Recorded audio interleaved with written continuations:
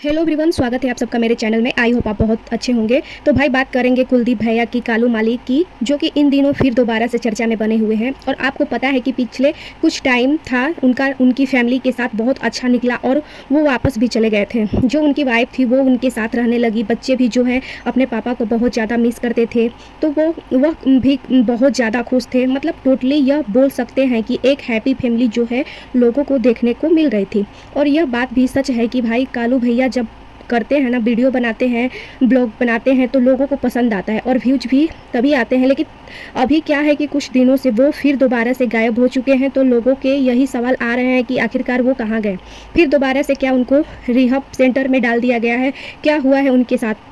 तो उनकी वाइफ और बेटे के ने कि एक ब्लॉग बनाया था जहां कुछ लोगों के जवाब दिए थे। सबसे पहले तो उन्होंने यही बोला कि देखो वो चंडीगढ़ गए हैं, और चंडीगढ़ जब वो गए थे तो आपको पता है कि वो गोवा भी गए थे। अरमान मलिक के साथ वो अपने भाई के साथ जो है गोवा दिख रहे थे सबको। और उसको उस जो को वीडियो आई थी ना, गोवा वाले जो ब्लॉग्स आ रहे थे, वहाँ पे कुछ लोगों ने कमेंट भी किए थे कि कल्लू भैया ने क्या फिर से ड्रिंक कर लिए हैं, क्योंकि उनके हाव भाव से पता लग रहा है, उनके बोलने से पता लग रहा है। उनके खुद के भी ब्लॉग आए थे और एक वीडियो क्लिप तो ऐसे भी थी जहाँ पर जो है गोलू और अरमान मलिक दोनों ही बोल रहे थे कि कालू कहाँ रह गया। तो उन्होंने बोला कि कालू क्या यही सिस्टम है, बस आने के बाद उसको पता नहीं फिर मतलब क्या ही हो जाता है। तो वो कहीं नाराज़ सा भी हो रहा था। तो इन लोगों ने इन चीज़ों को जो है लोगों ने पकड़ा और कमेंट करना स्टार्ट कर दिए थे कि हो सकता है कालू भैया ने फिर दोबारा से वहाँ पर ड्रिंक करी हो। उसके बाद जो है वो ब्लॉग में दिखाई नहीं दिए, तो वो उनके ब्लॉग में दिखाई नहीं दिए। तो लोगों ने सवाल पूछने शुरू किए उनकी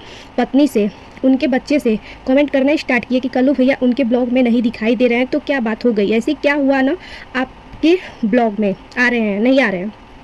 इन्होंने जो है बातों को थोड़ा सा घुमा दिया कि वो वही है, कुछ काम से हैं। और इनके बेटे ने ये बोल दिया कि गोलू चाची जो हैं दुबई गई हैं, दुबई उनके साथ जो है ना मेरे पापा गए हैं। लेकिन उन्होंने जो भी ब्लॉग डाला था दुबई वाला जाने वाला, वहाँ पहुँच के तो वहाँ पर कल्लू भैया कहीं दिखाई नहीं दिए थे। तो लोगों ने भी वह ब्लॉग देखने की कोशिश करी, सर्च करने की करी, तो वहाँ पर नहीं थे।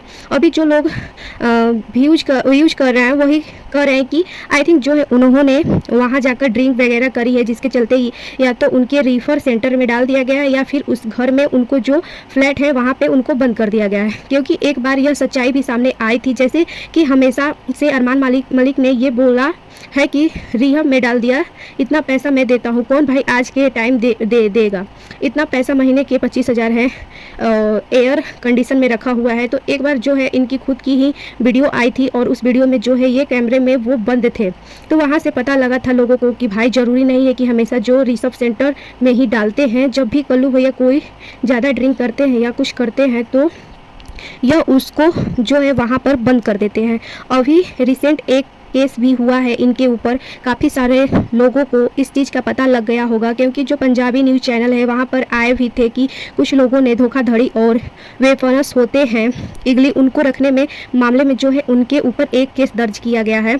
अभी काली माता वाला हुआ था ना, सब लोगों को पता ही है, लॉयर थे उनको भी इस केस के बारे में बताया है। उसमें जो है कुलदीप मलिक का भी, कुलदीप नाम के बंदे का भी उसमें नाम है, अरमान मलिक का भी नाम है, उसमें बहुत सारे लोगों के नाम दर्ज है। हो सकता है कि उस केस के चलते जो है वह गए हो, या फिर जो है वही बात है कि भाई ड्रिंक ज़्यादा करी तो उनको फिर दोबारा से रिसब भेजा है, या फिर उस घर में जो बंद कर दिया गया है। लेकिन सोचने वाली बात यह है ना कि अभी वो जब बिल्कुल सही हो गए थे, लोग जो है उनकी वाइफ को भी इस टाइम पर ब्लेम कर रहे हैं कि तुमने जाने क्यों दिया। तो उनकी वाइफ ने एक सीधी सटीक जवाब दिया कि भाई जब मैं नहीं जाने देती तब भी उनके बहनें जो है मेरे ऊपर सवाल उठा देती हैं कि तू तो चाहती नहीं कि भाई ये जो भाई हम भाई बहन जो है मिल कर रहे, उसके कान भरती है। ये चीज़ें पहले भी सपना और उनकी जो दूसरी सिस्टर है सुनीता, उन्होंने अपने ब्लॉग में बोली थी जब ये कंट्रोवर्सी हुई थी। तो इस चीज़ का ब्लेम जो है सरोज पर पहले भी लगा है। तो भाई अब अगर उनके भाई ने बुलाया है और अगर वो उनकी कभी हेल्प भी करता है और उसके चलते जो है यह उसकी मना नहीं करती थी, अब वहाँ पर मत जाओ, और वो इंसान वहाँ पर जाता है तो फिर उसके बाद पता नहीं क्या हो जाता है। और ज़्यादातर हमने केस में यही देखा है कि वहीं से वो रिसर्च सेंटर गए हैं। जो अरमान मलिक हमेशा यह बोलते हैं कि मैं अपने भाई को ऐसे रखता हूँ वैसे रखता हूँ, तो भाई वो वहाँ पे रह के आपके पास रह के जो है कि सुधर के रहते हैं, वहीं से ऋषभ सेंटर कैसे चले जाते हैं अगर वो आपको इतना ध्यान रखते हैं तो। लेकिन इस बार जब वो सरोज के पास रहे थे तो बिल्कुल सही थे, लोग उनको बहुत प्यार कर रहे थे।